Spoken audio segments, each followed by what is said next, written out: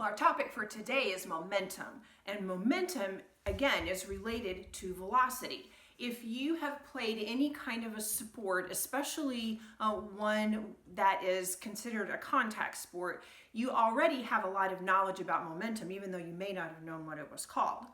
Momentum is the product of an object's mass, or how heavy it is, and its velocity, or how fast it's moving.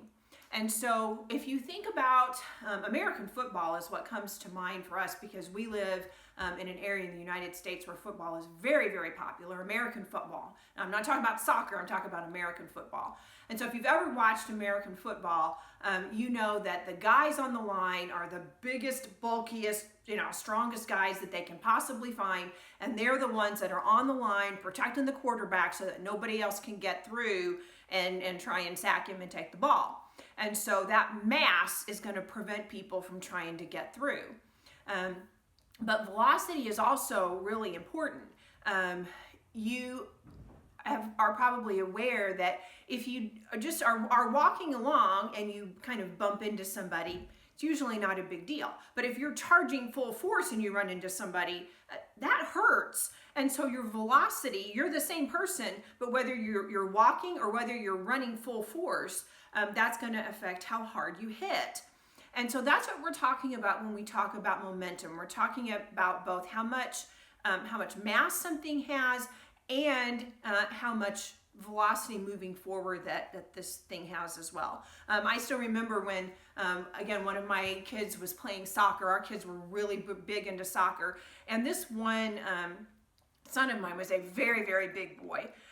He was over 6 feet tall, and he was just a really muscular kid.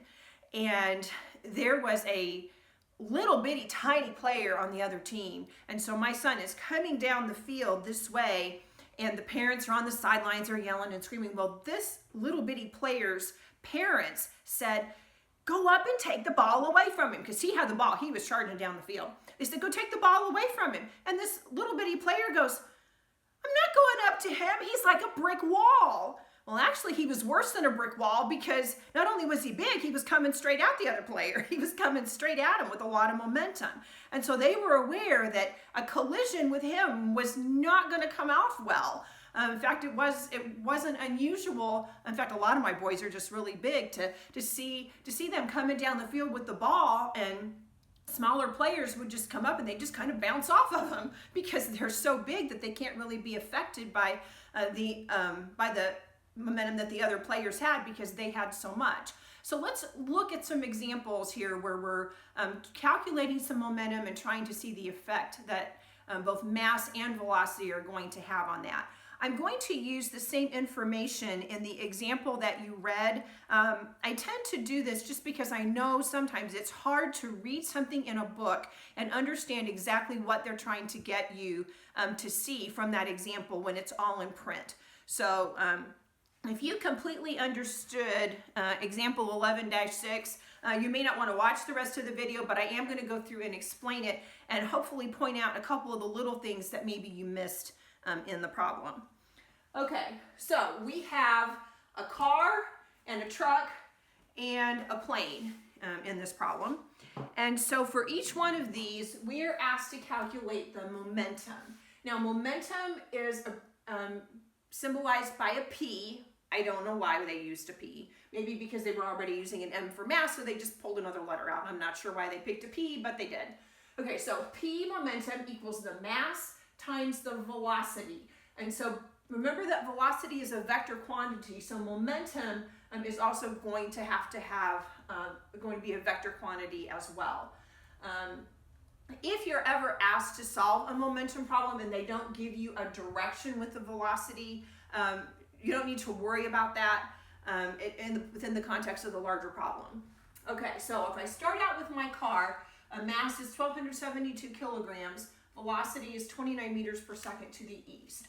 So to calculate the momentum, I'm going to take m times v. So I'm going to have 1272, which is the mass, and the velocity is 29 meters per second. And so when I multiply that together, That's going to give me 37,000. And what are the units here? Well, it's kilograms times meters over seconds. Kilograms times meters. Meters is on the top. And I didn't write that very well. I probably should have written it that way so you could see better that the second was on the bottom. Remember, that's the hazard of writing things with a slash mark in place of putting a straight line. Okay, so the units are kilogram meters over seconds. And because velocity is to the east, the momentum is going to be to the east as well. Okay, let's do the same thing for the truck. We have mass of the truck of 12,980, velocity of 29 meters per second east. And so P equals 12,980 kilograms times 29 meters per second. And so the momentum here is going to be 370,000 kilogram meters per second. Okay? Now, what I want you to see in this is really the concept that I just pulled out to you a second ago. You'll notice that both of these have the same velocity. So the velocity is the same here and here.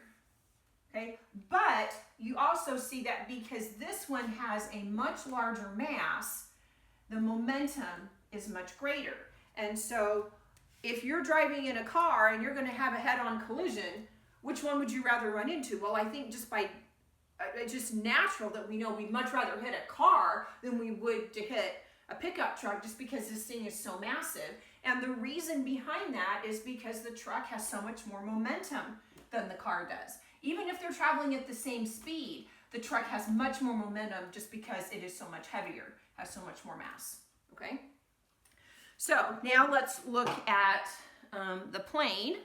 So our plane, the momentum here, I've got 12,980 kilograms times 175 meters per second. And so the momentum here, if I multiply that out, comes out to 2,270,000 kilograms meters over seconds. Again, to the east, and this one would have been to the east as well. Okay, so huge momentum here.